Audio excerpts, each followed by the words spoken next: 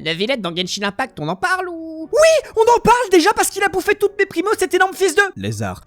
La censure TikTok, bordel. Mais surtout parce que le bouc peut te lâcher un jet d'eau et à côté de ça, Turtank, c'est un bébé baveur. Quand il fait une attaque chargée, il lâche la sauce et en fait un jet d'eau qui va du sommet de son crâne jusqu'à ses hanches, soit environ 90 cm de base parce qu'on sait qu'il fait 1m80 et que c'est plus ou moins la moitié de la taille d'un humain normal bien proportionné. On peut caler 2 Neuvillettes de long sur le jet d'eau, ça veut dire qu'il fait environ 3m60 après un calcul rapide en prenant en compte le fait que c'est un jet d'eau const avec un volume total de 1854 m3, ça veut dire que Neuvillette peut produire un jet d'une force de 185 400 newtons avec une pression de 3,6 bars, soit autant que la pression sortant d'un tuyau d'incendie utilisé par des pompiers. La vraie question qu'on va alors se poser, c'est d'où sort cette putain d'eau?